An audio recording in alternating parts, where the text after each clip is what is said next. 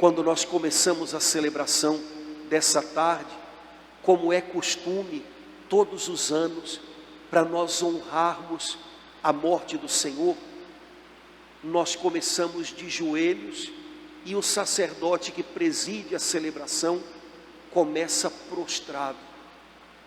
E enquanto eu estava prostrado aqui, me veio na memória e no coração a quantidade de pessoas que nessa tarde nos CTIs estão prostradas, eles dizem pronadas, não é? Para tentar respirar. Você sabe que quando fica muito difícil para o pulmão trabalhar, uma maneira que você tem de aliviá-lo é virar a pessoa de bruços, para que haja mais espaço, né, no diafragma, sei lá, no que, para o pulmão se mexer. E eu estava aqui prostrado e lembrando Jesus. Essa gente toda prostrada hoje, você carregou sobre você as dores de cada uma delas. Você carregou sobre você as enfermidades, os pecados, a desesperança de cada uma delas, das suas famílias. Essas pessoas estão prostradas, pronadas, na tentativa de que o pulmão delas consiga trabalhar. Senhor, nessa tarde, que a alma dessas pessoas consiga ser renovada pelo mistério do teu sacrifício. Mas irmãos, não são só as pessoas que estão nos hospitais pronadas, que precisam que a sua alma seja revigorada por Jesus. Nós também. Aquele que crê em Jesus, como diz a carta aos Hebreus que a gente ouviu hoje, aquele que obedece a Jesus, aquele que o escuta, aquele que diz sim para Ele, esse é salvo. Nem sempre os médicos podem salvar um doente, e chega uma hora, porque esse é o caminho que a gente percorre, em que mesmo aqueles que estão ao nosso lado, cuidando de nós, não tem mais a missão de nos impedir de partir. Todos nós aqui que já sepultamos uma pessoa querida, nossos pais, nossos avós, a partir de uma certa idade, todos nós aqui, quando estávamos ao lado deles, entendemos que a nossa tarefa não era impedi-los de partir, nossa tarefa era estar do lado deles até o fim, pois chega uma hora em que ninguém mais pode impedir essa partida, essa saudade e esse encontro. Chega uma hora em que ninguém mais pode nos salvar, a não ser Jesus.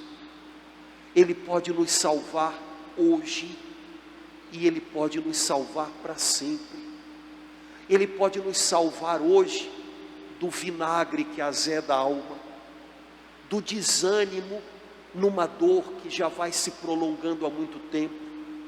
Ele pode nos salvar hoje do pecado que rouba o respiro da nossa alma.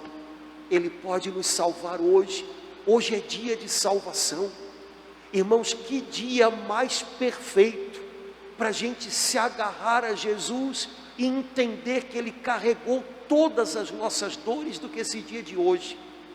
Ele pode nos salvar hoje, e Ele pode nos salvar para sempre, porque Ele tem uma vida para nós, que nada nesse mundo mata, nenhuma cruz nesse mundo pode matar. Quando Jesus está prestes a morrer, São João, que é o evangelho que nós ouvimos hoje, diz duas coisas que eu gostaria de compartilhar com você e pedir que você levasse guardadas dentro do seu peito hoje. Quando você voltar para casa, ou o pessoal que está em casa, quando desligar a transmissão da celebração, guarda essas duas coisas no coração. São João diz que Jesus percebendo que tinha chegado a sua hora, inclinou a cabeça. Irmãos, inclinar a cabeça poderia ser um modo de dizer que Jesus morreu. Mas você sabe que os autores da Bíblia, inspirados pelo Espírito Santo, eles dizem e dizem mais. Quando você, em algum momento da sua vida, teve que dizer sim para alguma situação que custava muito para você, uma situação na qual talvez você não pudesse dizer mais nada a não ser aceitá-la com confiança em Deus. Eu tenho certeza que nessa hora você fez a mesma coisa que Jesus. Você inclinou a sua cabeça. Se você um dia recebeu a notícia de que o Senhor havia levado uma pessoa querida sua, um médico, uma pessoa amiga veio dizer, infelizmente, seu pai, sua mamãe, seu avô, sua avó faleceu. Eu tenho certeza que nessa hora você não conseguiu dizer nada. Você deve ter abaixado a sua cabeça. Quando você recebeu a notícia de algo que custou muito a você, a maneira que a gente tem de dizer sim, sem dizer nada, a maneira que a gente tem de viver algo que custa muito, é abaixando a cabeça. Mas um cristão sabe que quando ele abaixa a cabeça, ele não está só aceitando o que a vida está fazendo com ele. Ele sabe que quando ele inclina a cabeça, ele está dizendo, Pai, eu aceito, eu aceito. Quando Jesus inclinou a cabeça na cruz, ele que já não tinha mais forças para falar, estava dizendo o último sim para o seu Pai. Como num casamento, como numa aliança de casamento, é preciso que o noivo diga sim. Jesus disse o seu último sim, sem falar, inclinando a cabeça, aceitando aquela cruz, aceitando aquela morte. Jesus estava aceitando a mim e a você. A gente vive num mundo que grita tanto, que fala tanto e que foge tanto da cruz e foge tanto de dizer sim. Como as pessoas se traem umas às outras, como as pessoas mentem umas às outras, como as pessoas fogem da sua cruz.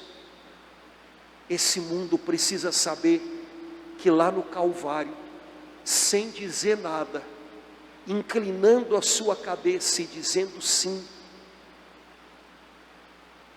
esse noivo chamado Jesus, aceitando a cruz e aceitando a morte, estava aceitando a mim e a você. Jesus nos aceitou, e quando ele fez isso, a aliança se cumpriu. Então São João diz uma segunda coisa. São João diz, naquele momento ele entregou o Espírito. Espírito, na linguagem da Bíblia, significa o Espírito Santo, mas significa também sopro, fôlego.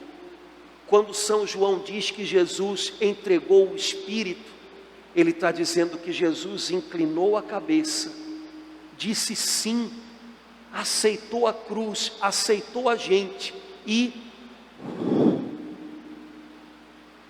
nessa hora Jesus entregou o Espírito. Jesus completou a aliança. E se ele tinha tomado sobre ele tudo que era nosso, nessa hora ele nos deu tudo que era dele. Quando Jesus sopra o Espírito, ou melhor, entrega o Espírito, Ele está completando a aliança, Ele está colocando dentro de mim e de você o fôlego do seu Espírito Santo. Irmãos, é trágico que o nosso mundo, tão esquecido de Deus, que o nosso mundo adúltero, que se apartou daquele que o abraçou, para se entregar tantas coisas que não valem a pena. É trágico que o nosso mundo esteja sendo açoitado por uma enfermidade física que rouba o fôlego. Muito pior do que isso é que há muito tempo nós já não tenhamos o fôlego, o sopro do Espírito Santo nos enchendo e nos conduzindo.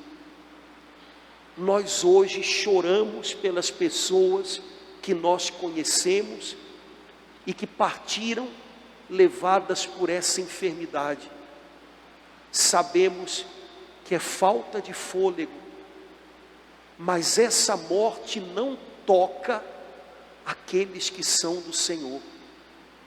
Muito mais doída, muito mais sofrida é a morte que mata a alma daqueles que, indo para longe de Jesus, perdem o seu Espírito Santo e cuja alma não tem mais fôlego para viver o que Deus sonhou para a gente. Multidões e multidões, há anos, há décadas, há séculos, não experimentam esse fôlego novo, esse espírito de doçura, de vida, de perdão, de cura que Jesus trouxe para nós. Muitos que um dia sentiram esse fôlego na sua alma, o perderam, porque esqueceram do Senhor e foram vencidos pelo pecado. Entregando o Espírito, Jesus nos encheu a alma com o seu Espírito Santo. Esse fôlego a gente não pode perder. Esse fôlego ajuda a gente a lutar e ser fiel até o fim, mesmo na hora da enfermidade. Esse fôlego divino traz para nossa alma aquilo que só Jesus Cristo poderia nos dar na sua nova e eterna aliança: paz perfeita, alegria de viver e o amor do Pai que nunca nos abandona.